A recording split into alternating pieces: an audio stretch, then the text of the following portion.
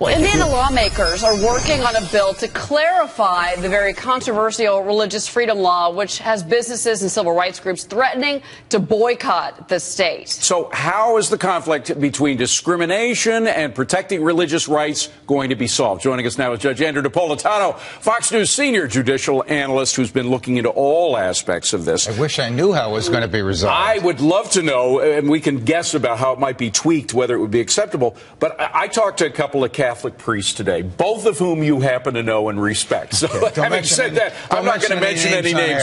But they have a little concern here about overturning the Indiana law. One, they say, what if a gay couple demands that a Catholic priest marry them and it goes against his religious beliefs? The other is, what if a Catholic orphanage was sued for refusing to place a child with a gay couple, again, because it went against their religious beliefs? Now, I know these are nonprofit issues, but how are they affected by this law? Actually, they're not affected at all by the law because the Catholic Church and a Catholic orphanage are not public accommodations.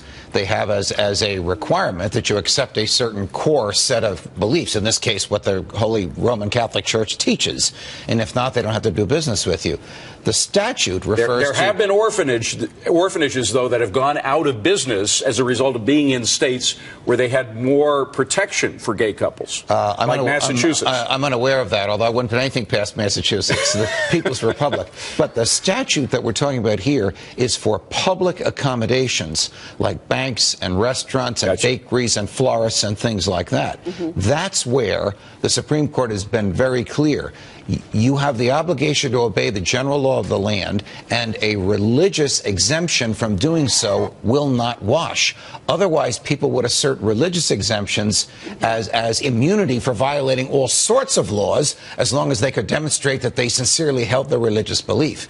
So I think that this statute is clearly unconstitutional. I feel badly for Mike Pence.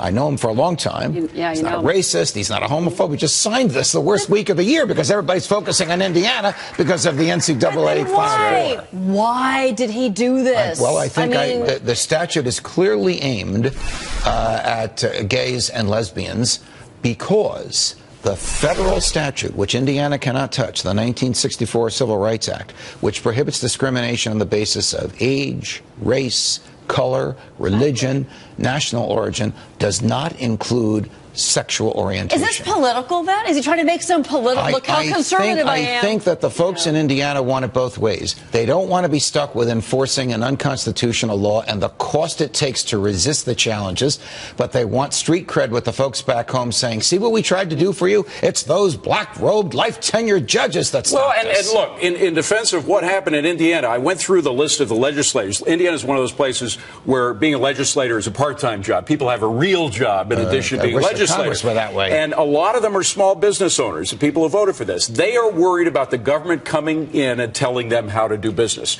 That is a legitimate concern, is it not? No, because it was a legitimate concern before 1964. But the Civil Rights Act of 64 says when you have a public accommodation, you cannot choose not to deal with someone on the basis of those 5 criteria. But what if they were to weave in a protection for sexual orientation into this current law that allows people protection for their religious beliefs? Well, then there'd be no reason for the law. The only reason for the law is because a lot of states have them. Yeah, well, why do they have laws that have no purpose?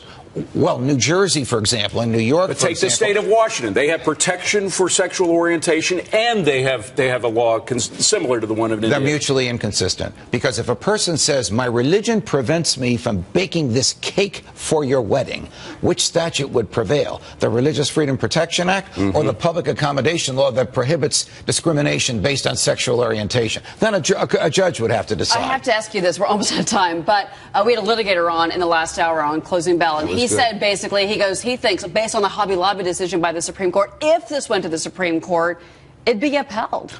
Well, I disagree, because the last time the Supreme Court looked at statutes like this, which is Boulder, Colorado's efforts to remove protection for same-sex couples, it invalidated it. Wow. Good stuff. Judge Andrew Napolitano. Busy man today. No end to this stuff. Yeah, you're very popular. Well, we love you anyway, but it's good to see you now. Thank you very much. Well,